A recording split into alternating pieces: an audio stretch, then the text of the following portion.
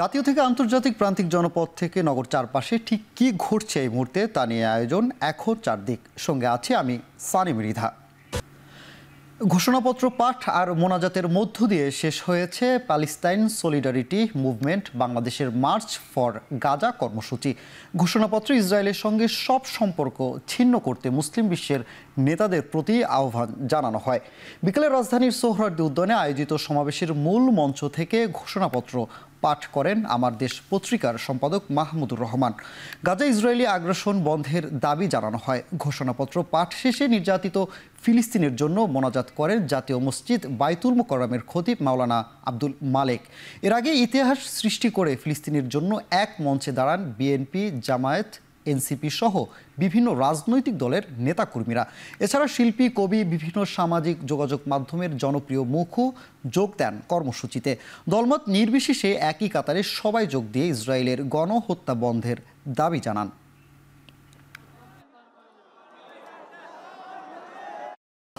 আজকের এই সোহরাওয়ার্দী উদ্যানের এই গণজামায়াতে এই জনতার মহাসমুদ্রে উপস্থিত হয়ে আমরা বুঝতে পেরেছি আজকের এই মহাসমুদ্র জনসমুদ্র ফিলিস্তিনের প্রতি, আল আকসার প্রতি বাংলাদেশের জনগণের ভালোবাসার বহিঃপ্রকাশ।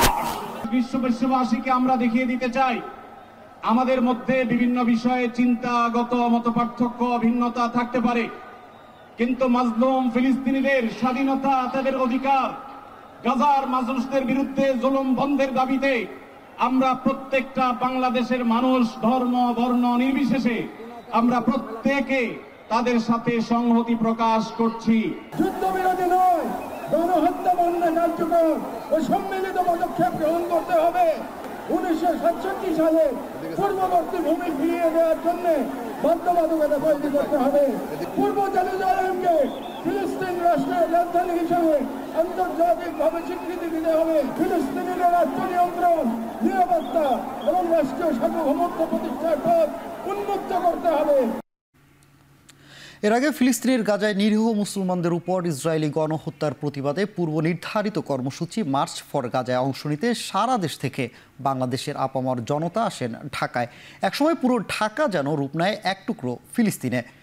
বেলা 3টায় শাহবাগের মূল কর্মসূচি থাকলেও সকাল 10টার পরপরই বিভিন্ন জেলা শহর থেকে বাসে, ট্রেনে, লঞ্চে করে ঢাকায় আসেন বিভিন্ন রাজনৈতিক, সাংস্কৃতিক ও সামাজিক সংগঠনের নেতাকর্মী ছাড়াও আপামর জনতা। ফিলিস্তিনের পতাকা, নেতানিয়াহুর কুশপুত্তলিকা আর ফিলিস্তিনিদের প্রতীকী লাশ নিয়ে ঢাকায় মিছিল করেন লাখ লাখ মানুষ, যা পরিণত হয় সবচেয়ে বড় সমাবেশে। কানায় কানায় পূর্ণ হয়ে যায় সোহরাওয়ার্দী উদ্যান সহ আশপাশের এলাকা।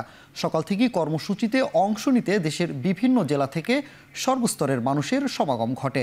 এছাড়া বাইতুল মোকাররম থেকে সোহরাওয়ার্দী উদ্যানে যোগ দিতে জামায়াত ইসলাম, দুপুরে বিএনপির স্থায়ী কমিটির সদস্য সালাউদ্দিন আহমেদের নেতৃত্বে যোগ দেয় দলের নেতাকর্মীরা। এদিন রামপুরা থেকে যাত্রা শুরু করে বেসরকারি বিশ্ববিদ্যালয়ের শিক্ষার্থীদের একটি মিছিল।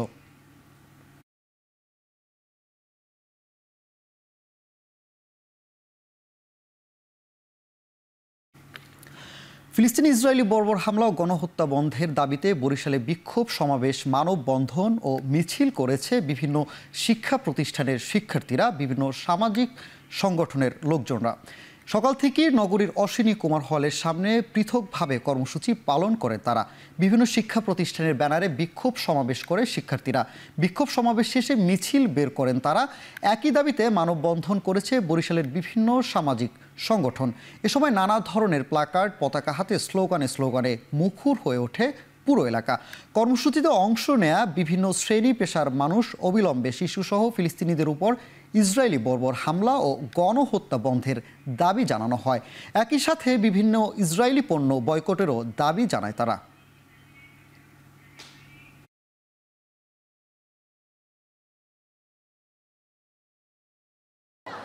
আমাদের ফিলিস্তিন একেবারে স্বাধীন করতে হবে। ফিলিস্তিনের উপরে কোনো গণহত্যা, শিশুদের উপর নির্যাতন, মহিলাদের উপরে নিপীড়ন এগুলো থামবে যতদিন না অবধি থামতেছে ততদিন অবধি বিশ্ব মুসলিমের এই লড়াই চলবে। ফিলিস্তিনের ভাই বোনদের প্রতি, তাদের প্রতি আমাদের এই সহানুভূতি, ভালোবাসা এবং আমাদের প্রতিবাদ সদা জাগ্রত থাকবে। ফিলিস্তিনের গাজাবাসীদের প্রতি যে নির্মম হত্যাযজ্ঞ চালাচ্ছে এটা যেন বন্ধের জন্য যেন সারা পৃথিবীর মুসলিম যেন একত্রিত হয়ে এগিয়ে আসে। মুসলমানরা আছে সবাই মিলে আমরা সাদা কাপড় মাথায় মাথা পেঁচিয়ে আমরা রাজপথে নেমে যাব ফিলিস্তিনের পক্ষে। মার্চ ফর গাজা কর্মসূচির আরও খবর জানতে ঢাকা বিশ্ববিদ্যালয় টিএসসি এলাকা থেকে যুক্ত হয়েছেন সিফাত শাহরিয়ার। সিফাত, আজকে তো লাখো লাখো জনতা ভিড় করেছেন ফিলিস্তিনি হত্যা বন্ধ হত্যার সংহতি জানাতে, এবং এখন এরই মধ্যে মার্চ ফর কর্মসূচি শেষ হয়েছে। তো আজকের ভিড় এখনও কোন পর্যায়ে রয়েছে বা মানুষের কি দাবি করছেন, সাধারণ লোকজনের সাথে আপনার কি কথা হয়েছে যদি আমাদেরকে বলতেন।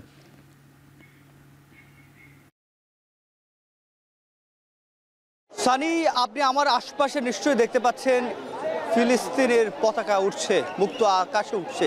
এটি তাদের দাবি যে ফিলিস্তিনের মানুষরা যেন মুক্ত বাতাসে চলাফেরা করতে পারে।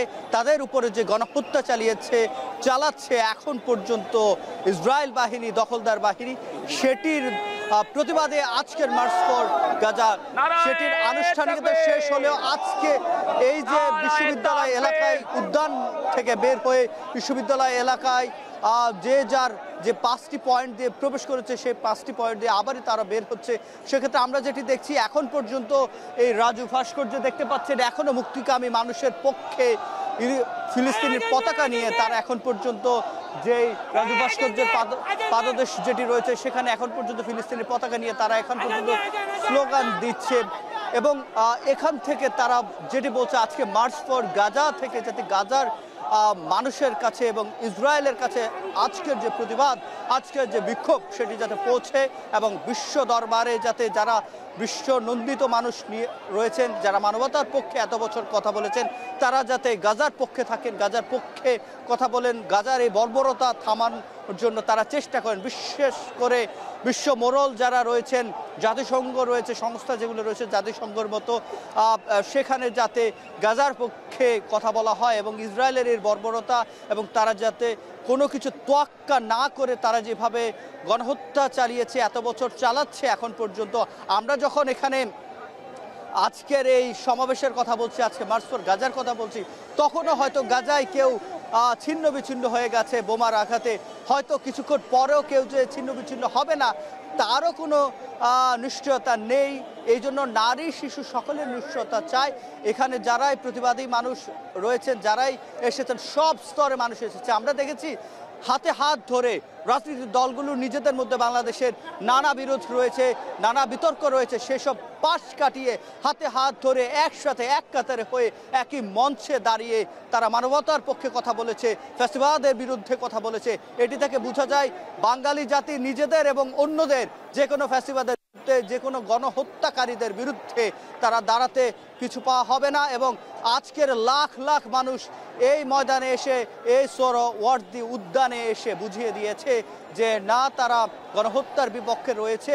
এবং বাংলাদেশের অন্তর্বর্তী সরকার ডক্টর মোহাম্মদ ইউনূস, তিনি আন্তর্জাতিকভাবে জননন্দিত রয়েছে, তাকেও তারা আহ্বান জানিয়েছেন তিনি যাতে আন্তর্জাতিকভাবে আন্তর্জাতিক মহলে গাজার পক্ষে আওয়াজ তোলেন। এবং তারা বলছেন জাতীয়ভাবে ইসরায়েলি পণ্য বয়কট করা যায় কিভাবে সেটির জন্য উদ্যোগ নিতে হবে এবং বয়কটের নামে যাতে কোনো বিশৃঙ্খলা না হয় তার জন্য এখানকার আশা সাধারণ মানুষরা বলছে কোনো বিশৃঙ্খলা তারা চান না। তারা চান ইসরায়েলকে অর্থনৈতিকভাবে বয়কট করা, কূটনীতিকভাবে বয়কট করা এবং বিশেষ করে আন্তর্জাতিক মহল থেকে বয়কট করার জন্য তারা দাবি জানাচ্ছেন। এই পাশে বাংলাদেশের জাতীয় পতাকা, এই পাশে ইসরায়েলের জাতীয় পতাকা মুক্ত আকাশে উঠছে এবং তারাও চাইছে প্যালেস্টাইনের জাতীয় পতাকা, তারাও চাইছে ফিলিস্তিনি গাজায় রাফায় যে শিশুরা রয়েছে তারা যাতে এভাবে মুক্ত বাতাসে খেলতে পারে, তারা দৌড়াতে পারে। ধন্যবাদ। ঢাকা বিশ্ববিদ্যালয় টিএসসি থেকে মার্চ ফর গাজার সবশেষ জানাচ্ছিলেন সহকর্মী সিফাত শাহরিয়ার।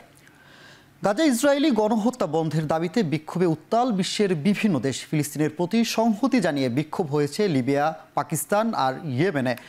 লাহোরের বিক্ষোভকারীরা জানান ইসরায়েল বিরোধী এই বিক্ষোভ হচ্ছে সারা দেশে। বিক্ষোভ হয়েছে করাচি আর ইসলামাবাদেও। ফিলিস্তিনের পতাকা হাতে গাজায় গণহত্যা বন্ধ আর ইসরায়েলকে শাস্তির আওতায় আনার আহ্বান জানান লিবিয়ার মানুষেরা।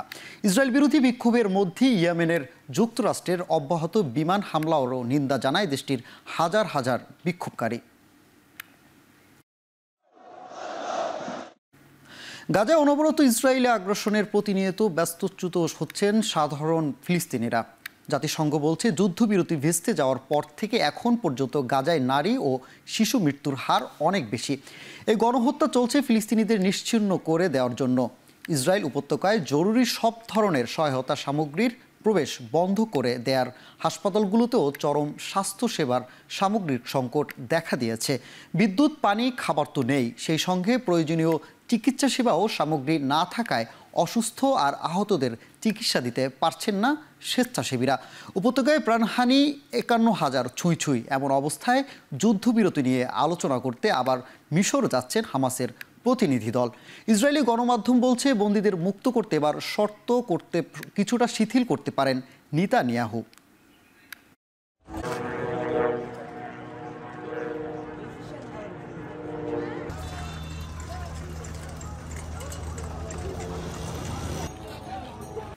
মার্চ ফর গাজা কর্মসূচি সহ বিশ্ববিদ্যালয়ের ভর্তি পরীক্ষার কারণে মেট্রো রেল স্টেশনে যাত্রীদের ব্যাপক চাপ বেড়েছে। সেই খবর জানাতে মতিঝিল মেট্রো স্টেশন থেকে সরাসরি যুক্ত হচ্ছেন সহকর্মী বাইজি সাদ। সাদ, স্টেশনে যাত্রীদের ব্যাপক চাপ, কি বলছে কর্তৃপক্ষ?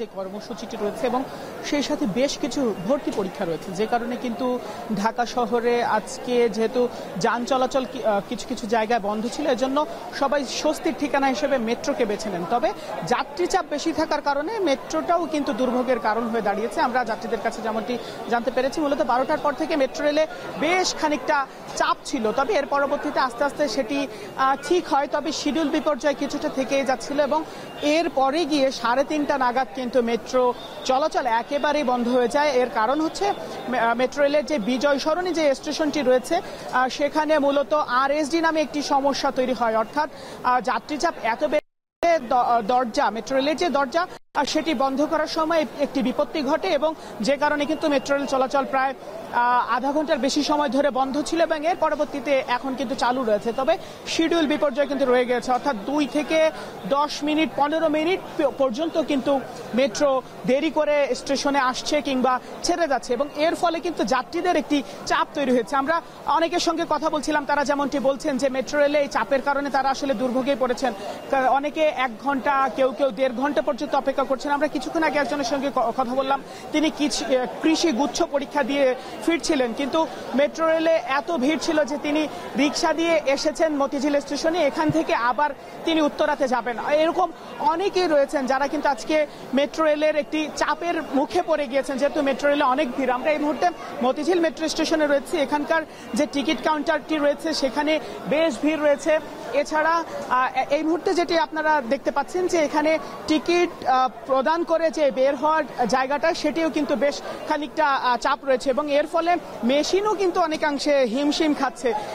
আমরা কিছুক্ষণ পরপরই লাল বাতি দেখতে পাচ্ছি, অর্থাৎ এখানে টিকিট নিতেও কিন্তু কিছুটা ঝামেলা হচ্ছে, অর্থাৎ অনেক যাত্রী থাকার কারণে কিন্তু সার্বিক সব বিষয় মিলিয়ে মেট্রো একটি চাপের মুখে পড়েছে। আমরা এখানে মেট্রো রেলের একজন কর্মকর্তার সঙ্গে কথা বলেছি, যদিও তিনি ক্যামেরার সঙ্গে সামনে কথা বলতে রাজি হননি, তবে তিনি যেমনটি আমাদেরকে জানিয়েছেন যে যান্ত্রিক গোলযোগের কারণে মূলত মেট্রো রেল চলাচলের বিঘ্ন ঘটেছিল, টিকিট বিক্রিও বন্ধ ছিল। তবে এই মুহূর্তে ঠিক রয়েছে, তবে শিডিউল বিপর্যয় রয়ে গেছে, অর্থাৎ 5 থেকে 10-15 মিনিট পর্যন্ত মেট্রো ছাড়তে দেরি করছে। এই ছিল আমার কাছে সব শেষ। মেট্রো রেলের যাত্রীদের উপচে পড়া ভিড়ের খবর জানাচ্ছিলেন সহকর্মী বাইজি সাদ। পুড়ে যাওয়া ফ্যাসিস্টের মুখাকৃতির মোটিফ আবারও নির্মাণের উদ্যোগ নিয়েছে ঢাকা বিশ্ববিদ্যালয়ের চালু করা অনুষদ। দুর্বৃত্তের এমন অপচেষ্টায় শোভাযাত্রা বন্ধ হবে না বলে জানিয়েছেন বিশ্ববিদ্যালয় কর্তৃপক্ষ। শনিবার ভোর 5টার দিকে দুর্বৃত্তের আগুনে পুড়ে ছাই হয়ে যায় ফ্যাসিবাদের মুখাকৃতি। অল্পের জন্য রক্ষা পায় আনন্দ শোভাযাত্রার জন্য তৈরি 36 জুলাইয়ের মোটিফ। পুড়ে গেছে পাখির মোটিফের 90 ভাগ। ঘটনার আকস্মিকতায় হতবাক চারুকলার শিক্ষক শিক্ষার্থীরা। দীর্ঘ পরিশ্রমের পর উৎসবের আনন্দে এমন বাগড়ায় ব্যথিত আয়োজকরা। সকাল থেকে পুলিশ, গোয়েন্দা বিভাগ, ফায়ার সার্ভিসের বেশ কয়েকটি দল ঘটনাস্থল পরিদর্শন করেছে। ঘটনাস্থল পরিদর্শন করে ঢাকা বিশ্ববিদ্যালয় প্রক্টর জানিয়েছেন কোনোভাবেই শোভাযাত্রা বন্ধ হবে না। ঘটনা তদন্তে চারুকলা অনুষদের ডিনকে আহ্বায়ক করে 4 সদস্যের কমিটি করা হয়েছে। এ সময় পুলিশের পক্ষ থেকে জানানো হয়েছে ফরেনসিক টিম তদন্ত করে ঘটনাটি খতিয়ে দেখছে। দ্রুতই অপরাধীদের শনাক্ত করে আইনের আওতায় আনা হবে। আমরা কাজ করছি তখন 4টা, এখন আছে 2টা, আর বাকি 2টা? হ্যাঁ, বাকি 2টা পুরে গেছে। পুরো 12টা পর্যন্ত এরা কাজ করছিল, যারা স্টাফরা ছিল। ওই সময় তো পরিস্থিতি খুব ভালো ছিল এবং সব শান্ত স্বভাব ছিল, কারণ সকালবেলা এসে দেখি আমরা এই অবস্থা। এটা ফ্যাসিস্ট সরকারের সাথে যারা আগেও যারা যুক্ত ছিল, যারা বিশ্ববিদ্যালয়ের মধ্যে এখনও 2-1 জন শিক্ষক হিসেবে থাকতে পারেন, তারাই করেছেন এটার সাথে, সরাসরি তারাই এটার সাথে যুক্ত। এটা আমরা আপাত দৃষ্টিতে দেখে যেটা মনে হচ্ছে, এটা কোনো অ্যাক্সিডেন্টাল না, কেউ ইন্টেনশনালি এটা করছে, এইটুকু আমরা নিশ্চিত। তো আপনারা দেখতেছেন চতুর্পাশে এখানে প্রচুর ক্যামেরা আছে। আমরা আমাদের যে ইনভেস্টিগেটিং টিম তারা আসতেছে, আমরা ওই যে ডিজিটাল যে রেকর্ডগুলো হয় ওইটা আমরা নিব, ফরেনসিক করব, আমরা এটা ডিটেকশন করে ফেলবো ইনশাল্লাহ। চারুকলায় বৈশাখের শোভাযাত্রার অনুষঙ্গ যারা পুড়িয়েছে তারা জুলাইকে চ্যালেঞ্জ করেছে। ফ্যাসিবাদের দোসররা শোভাযাত্রার ফ্যাসিবাদের মুখায়ব পুড়িয়েছে বলে মন্তব্য করেছেন সাংস্কৃতিক বিষয়ক উপদেষ্টা মোস্তফা সরওয়ার ফারুকী। শনিবার দুপুরে সিলেট সার্কিট হাউসে সংবাদ সম্মেলনে কথা বলেন উপদেষ্টা। দুষ্কৃতিকারীদের সতর্ক করে ফারুকী বলেন, ইতোমধ্যেই বিষয়টি নিয়ে সরকার তার অবস্থান স্পষ্ট করেছে। অপরাধীদের দ্রুত সময়ের মধ্যে গ্রেপ্তার করা হবে। জাতি আজ ঐক্যবদ্ধ জানিয়ে সংস্কৃতি বিষয়ক উপদেষ্টা বলেন, সবার ঐক্য দিয়ে এসব অপকর্মের প্রতিবাদ হবে মুখ্য জবাব। সংবাদ সম্মেলনে সর্বস্তরের মানুষকে চৈত্র সংক্রান্তি বৈশাখী আয়োজনে স্বতঃস্ফূর্ত অংশ নেয়ার আহ্বান জানান উপদেষ্টা। এর আগে সাধু মেলায় অংশ নিতে বেলা 11টার দিকে সিলেটে পৌঁছান মোস্তফা সরওয়ার ফারুকী। তবে গতকালের ঘটনায় সফর সংক্ষিপ্ত করে জরুরি সংবাদ সম্মেলন শেষে ঢাকার উদ্দেশ্যে রওনা দেন উপদেষ্টা। বোঝা যাচ্ছে যে জুলাইকে চ্যালেঞ্জ করে ফ্যাসিবাদের দোসরদের করা কাজগুলো আমরা মনে করছি। ফ্যাসিবাদের দোসর এই অর্থে বলছি, যারাই চায় না এই ফ্যাসিবাদের মুখাবব র্যালিতে থাকুক, আমরা সবাই আরো বেশি করে বর্ষবরণ শোভাযাত্রায় এবং চৈত্র সংক্রান্তির উৎসবগুলোতে যোগ দিব এবং যোগ দেওয়ার মাধ্যমে আমাদের ঐক্য দিয়েই আমরা তাদেরকে পরাজিত করব। পানিতে ফুল ভাসিয়ে নতুন বছরের জন্য শুভ কামনা জানাতে আয়োজিত হয়েছে ক্ষুদ্র নৃগোষ্ঠীর ঐতিহ্যবাহী উৎসব ফুলবিজু। সকালে বেইলি রোডে পার্বত্য চট্টগ্রাম বিষয়ক মন্ত্রণালয় দিনটি উপলক্ষে একটি র্যালির আয়োজন করে। বেইলি রোডের থেকে র্যালিটি শুরু হয়ে এবং রমনায় গিয়ে শেষ হয়। র্যালিতে অংশগ্রহণকারীরা জানান, মূলত পানিতে ফুল ভাসিয়ে পুরনো বছরের গ্লানি মুছে নতুন বছরের জন্য শুভ কামনা জানান তারা। বলেন, এটি তাদের একটি ঐতিহ্যবাহী উৎসব। এটি কোনো ধর্মীয় উৎসব নয়, সামাজিক উৎসব। তারা করেছেন। একই সাথে এটা আপনি জানেন যে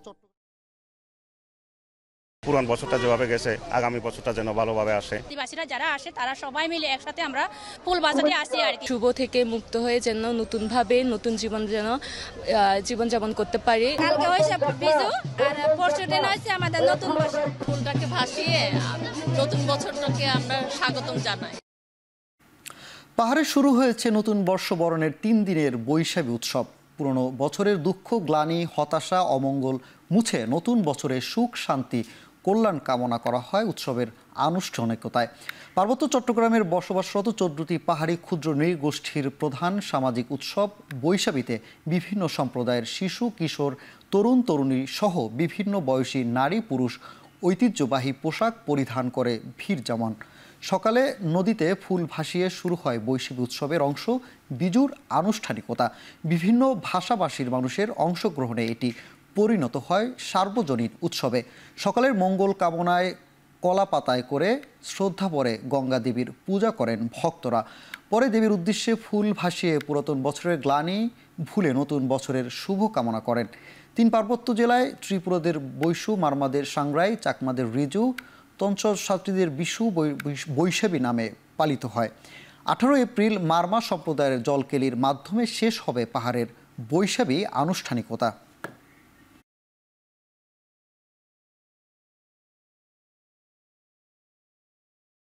আমরা আনন্দের সাথে এই দিনটার জন্য অপেক্ষা করে থাকি।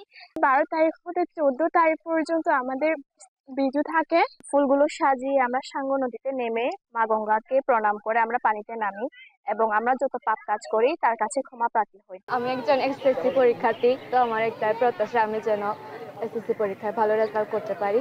আমরা একে অপরের মধ্যে আরো ভ্রাতৃত্ব বন্ধনে আবদ্ধ হয়ে আমাদের বাংলাদেশকে আমরা এগিয়ে নিয়ে যাব এবং পার্বত্য অঞ্চলের স্থায়ী একটা সমাধান হবে। এই পার্বত্য অঞ্চলের সমস্যা এভাবে যেন আর ঝুলে না থাকে। অন্তর্বর্তী সরকারের আমলেই বিচার বিভাগের সব সংস্কারের চেষ্টা করা হবে বলে জানিয়েছেন আইন উপদেষ্টা ডক্টর আসিফ নজরুল। সকালে বান্দরবান জেলা ও দায়রা জজ আদালত সম্প্রসারণের জন্য ভবন নির্মাণের জায়গা পরিদর্শন শেষে সাংবাদিকদের কথা বলেন তিনি।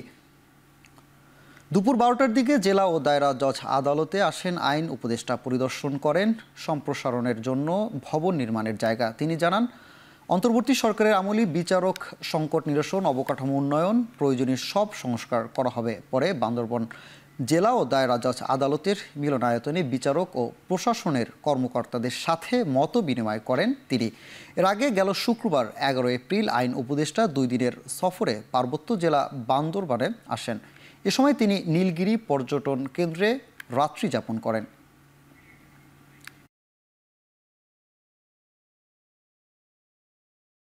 আপনারা জানেন, একটা নতুন বিল্ডিং করলে বিভিন্ন দিক থেকে আপত্তি আছে, আইনজীবীদের মধ্যেও আপত্তি আছে যে ওনারা একটা কোর্ট থেকে আরেকটা কোর্টে যেতে সমস্যা আছে, বিচারক সংকট আছে, আপনাদের লজিস্টিকের সংকট আছে।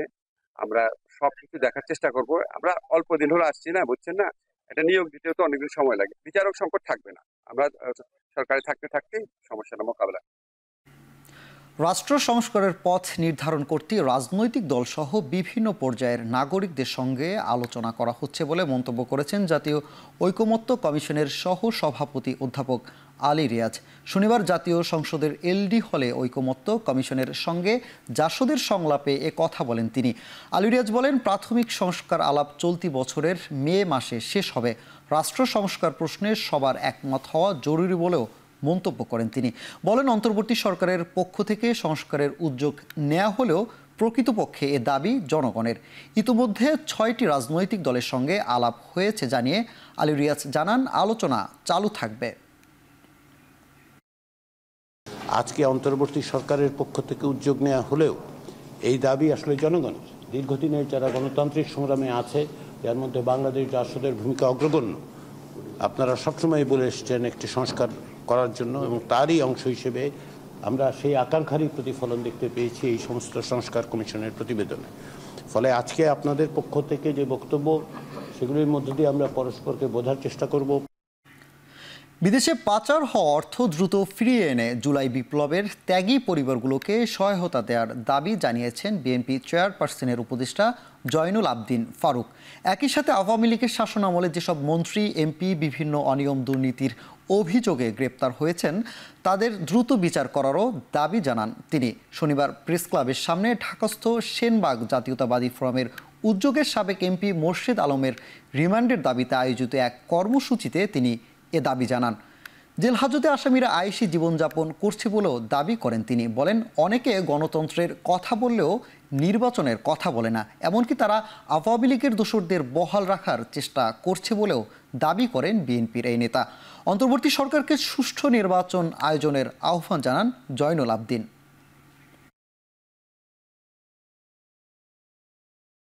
ন্যূনতম সংস্কার যেটা একটি সুষ্ঠু নির্বাচনের জন্য প্রয়োজন, সেইটুকু করে অনতিবিলম্বে এই দুর্নীতিবাদ অবৈধ এমপি যারা বাংলাদেশকে শাসন করে গরিবের টাকা লুটে কানাডায় বাড়ি করেছে, ব্যাংককে বাড়ি করেছে, দুবাইতে বাড়ি করেছে, মালয়েশিয়ায় বাড়ি করেছে, তাদের থেকে টাকাটা নিয়ে আসে।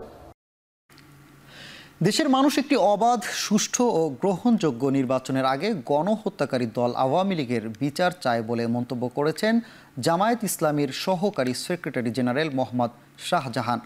চট্টগ্রামের সন্দ্বীপ উপজেলা জামায়াত ইসলামীর আয়োজিত কর্মী সমাবেশে তিনি বলেন, দেশকে এগিয়ে নিতে প্রয়োজনীয় সংস্কার করার পর নির্বাচনের ব্যবস্থা করতে হবে। আওয়ামী লীগের 16 বছরের জঞ্জাল 6 মাসে পরিষ্কার করা সম্ভব নয় মন্তব্য করে সংস্কারের জন্য অন্তর্বর্তী সরকারকে যৌক্তিক সময় দেওয়ার আহ্বান জানান তিনি। সন্দ্বীপ উপজেলা জামায়াত ইসলামের নেতাকর্মীরা সমাবেশে উপস্থিত ছিলেন।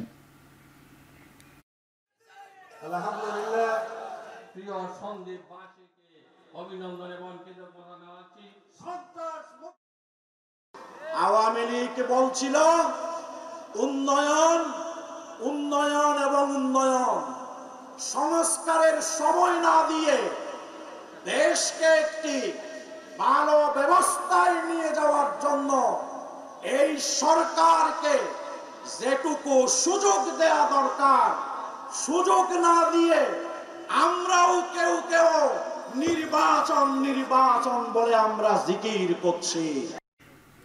পেটে ক্ষুধা রেখে সুন্দর রাজনীতির সংস্কৃতি নিয়ে আসার সম্ভাবনা খুবই ক্ষীণ।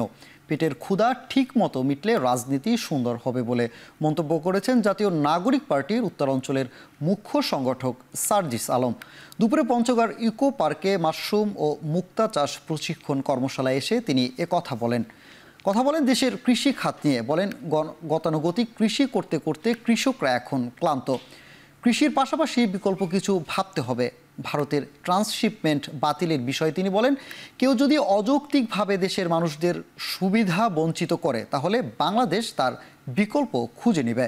তিনি মনে করেন যে ছাত্ররা অভ্যুত্থানে অংশ নিয়ে সামনে থেকে নেতৃত্ব দিয়ে ফ্যাসিস্ট সরকারকে উৎখাত করেছে, তাদের প্রতি প্রত্যেক রাজনৈতিক দলের ব্যক্তিবর্গের কিছুটা হলেও শ্রদ্ধাশীল হওয়া উচিত। কোন রাজনৈতিক গেল আসলো এটা ফ্যাক্ট না। আগামীর বাংলাদেশে যদি আমরা গণতান্ত্রিক বাংলাদেশের দিকে এগিয়ে যাই সামনে, তাহলে যেই রাজনৈতিক দলই ক্ষমতায় আসুক না কেন, যেই ছাত্ররা এই অভ্যুত্থানের সামনে থেকে নেতৃত্ব দিয়েছে তাদের প্রতি এতটুকু শ্রদ্ধা সকল রাজনৈতিক দলের ব্যক্তিবর্গের থাকা উচিত। হজ নিয়ে এখন আর কোনো জটিলতা নাই।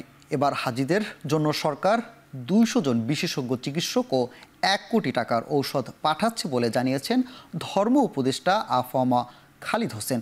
দুপুরে চট্টগ্রামে এক মত বিনিময় সভায় এসব কথা বলেন তিনি। জানান, আগামী সরকারের হাতে একটি স্থিতিশীল অর্থনীতি দিয়ে যেতে চায় অন্তর্বর্তী সরকার। 200 জন ডাক্তার নার্স নিয়ে যাচ্ছি, 1 কোটি টাকার ওষুধ নিয়ে যাচ্ছি, খুব ভালো ভালো ডাক্তার নিয়ে যাচ্ছি, নার্স, ফার্মাসিস্ট, টেকনোলজিস্ট নিয়ে যাচ্ছি। যদি দেখি কোনো রোগী মারাত্মক, ডায়ালাইসিস করতে হবে, বাইপাস অপারেশন করতে হবে, অথবা এক্ষুনি হসপিটালাইজ করা দরকার, আমরা বেশ কয়েকটা স্পেশালাইজড হসপিটালের সাথে চুক্তি করেছি। আমরা তাৎক্ষণিকভাবে তাদের হাসপাতালে ভর্তি করে দেব। অতীতের সমস্ত রেকর্ড ব্রেক করে আমরা এবছর আমার মন্ত্রণালয়ের বাইরে আমরা কোনো অতিথিকে রাষ্ট্রীয় খরচে হজে পাঠাবো না। শেরপুরের সীমান্তবর্তী জিনাইগাতির গজনী অবকাশ কেন্দ্রের মিনি চিড়িয়াখানা থেকে 17টি বন্যপ্রাণী উদ্ধার করেছে বন্যপ্রাণী অপরাধ দমন ইউনিট। শুক্রবার রাতে বন বিভাগের বন্যপ্রাণী অপরাধ দমন ইউনিটের ইন্সপেক্টর নার্গিস সুলতানার নেতৃত্বে মিনি চিড়িয়াখানায় অভিযান চালানো হয়। অভিযানে সেখানে একটি অজগর, 4টি বন বিড়াল, একটি গন্ধ গোকুল, একটি বাজ পাখি, 5টি বানর, একটি শেয়াল, 4টি হরিণ উদ্ধার করা হয়। এ সময় সহকারী বন সংরক্ষণ এসবি তানভীর আহমেদ ইমন, জেলা বন্যপ্রাণী ও জীব বৈচিত্র্য সংরক্ষণ কর্মকর্তা সুমন কুমার সহ অন্যান্যরা উপস্থিত ছিলেন।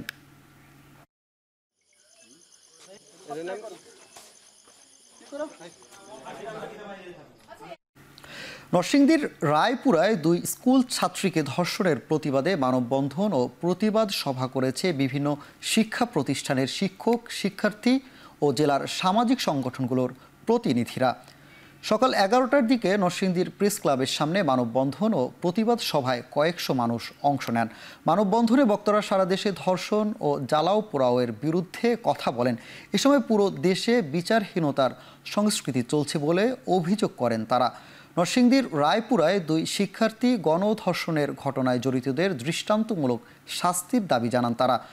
ধর্ষণের ঘটনা যাতে ধামা চাপা না পড়ে যায় সেদিকে রাষ্ট্রের সজাগ নজর প্রার্থনা করেন তারা। 7 এপ্রিল রায়পুরার চরাঞ্চলে 6ষ্ঠ শ্রেণীর পড়ুয়া 2 শিক্ষার্থীকে 8 যুবক সংঘবদ্ধ ধর্ষণ করে। এ ঘটনায় এখনও কেউ গ্রেপ্তার হয়নি।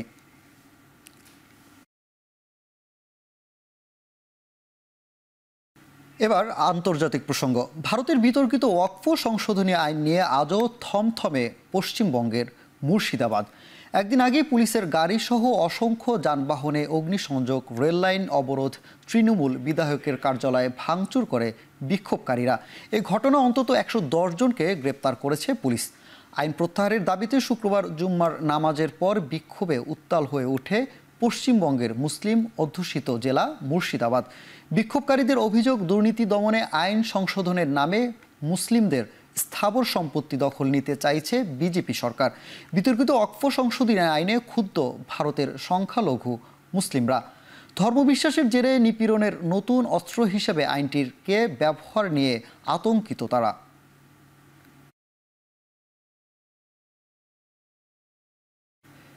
শুক্রবারের ভয়াবহ ধূলিঝড়ে বিমান চলাচল স্থগিত হওয়ায় দিল্লির ইন্দিরা গান্ধী বিমানবন্দরে যাত্রীদের হুড়োহুড়িতে তৈরি হয় পদতলিত হবার পরিস্থিতি।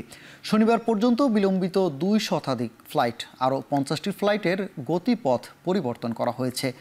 ধূলিঝড়ের কবলে পড়ে দিল্লিতে প্রাণ হারিয়েছে কমপক্ষে 2 জন। নির্মাণাধীন ভবন ধসে গুরুতর আহত বেশ কয়েকজন। চিকিৎসা নিচ্ছেন হাসপাতালে। এ নিয়ে গেল 3 দিনে দেশটিতে শিলাবৃষ্টি, বজ্রপাত ও ধূলিঝড়ে প্রাণহানি শতকের ঘর ছাড়িয়েছে।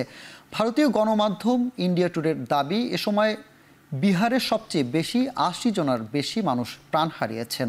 হতাহতের পরিবারকে 4 লাখ রুপি ক্ষতিপূরণ দেওয়ার ঘোষণা দিয়েছে রাজ্য সরকার।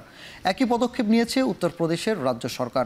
ভারতীয় আবহাওয়া দপ্তর বলছে, আগামী কয়েকদিন বৈরী আবহাওয়া অপরিবর্তিত থাকতে পারে।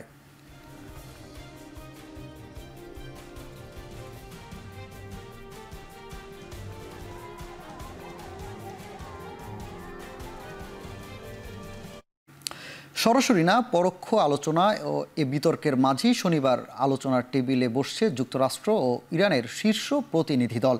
উচ্চ পর্যায়ের বৈঠকে যুক্তরাষ্ট্রকে নেতৃত্ব দিচ্ছেন দেশটির মধ্যপ্রাচ্য বিষয়ক বিশেষ দূত স্টিভ উইটকফ। অন্যদিকে ইরানকে নেতৃত্ব দিচ্ছেন পররাষ্ট্রমন্ত্রী আব্বাস আরাঘচি। বৈঠকটি মধ্যস্থতা করবেন ওমানের পররাষ্ট্রমন্ত্রী বদর আল বুসাইদি। তেহরানের দাবি, বৈঠকটিকে মার্কিনের সদিচ্ছার পরীক্ষা হিসেবে দেখছে পেজেক্সিয়ান প্রশাসন। তবে যুক্তরাষ্ট্রকে এখনও বিশ্বাস করতে নারাজ খামেনির মিত্ররা। তাই পরোক্ষ বৈঠকের সিদ্ধান্তে অটল তেহরান। উল্টোদিকে বৈঠকটিকে সরাসরি আলোচনা হিসেবে উল্লেখ করে হোয়াইট হাউস জানিয়েছে, পরমাণু অস্ত্র তৈরি করলে নরকের যন্ত্রণা ভোগ করতে হবে ইরানকে। এদিকে বৈঠকের একদিন আগে তেহরানের রাস্তায় ইসরায়েল বিরোধী বিক্ষোভে অংশ নেন হাজার মানুষ। এ সময় ইসরায়েলি পাশাপাশি দেখা যায় যুক্তরাষ্ট্র বিরোধী প্লাকার্ড, ব্যানার ও ফেস্টুন।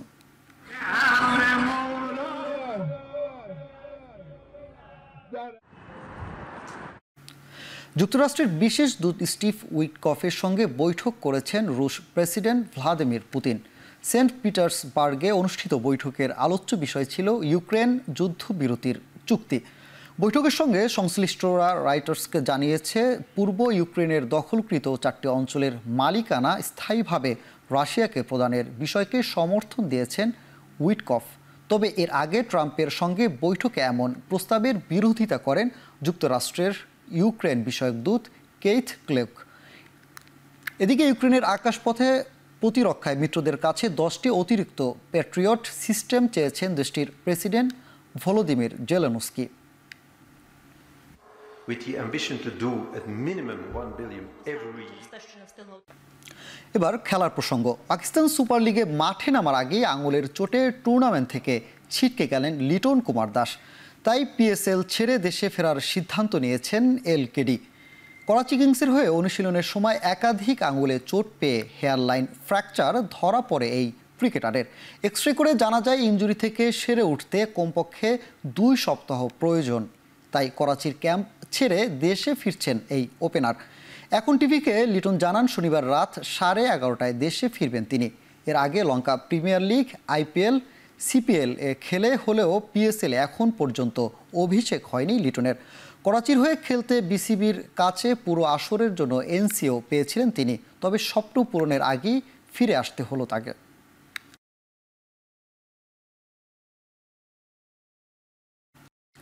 আইপিএলের চলতি আসরে প্রথমবারের মতো খেলতে নেমে চোটের কারণে টুর্নামেন্ট থেকে ছিটকে গেলেন কিউই অলরাউন্ডার গ্লেন ফিলিপস।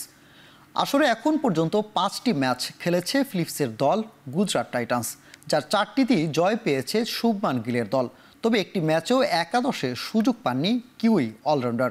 রোববার সানরাইজার্স হায়দ্রাবাদের বিপক্ষে বদলি হিসেবে নেমে ফিল্ডিং করতে গিয়ে কুচকিতে টান লাগে তার। এরপর মাঠ থেকে তুলে নেওয়া হয় তাকে। ভারতীয় গণমাধ্যমগুলোর দাবি, ইনজুরির কারণে আসরের বাকি ম্যাচগুলোতেও দেখা যাবে না ফিলিপসকে। ইতিমধ্যে নিউজিল্যান্ডেও ফিরে গেছেন তিনি।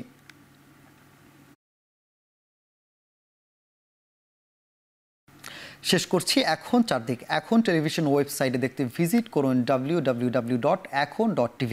এছাড়া ফেসবুকে দেখতে ভিজিট করুন facebook.com/tv.ekhon এবং ইউটিউবে দেখতে ভিজিট করুন youtube.com/c/ekhon tv।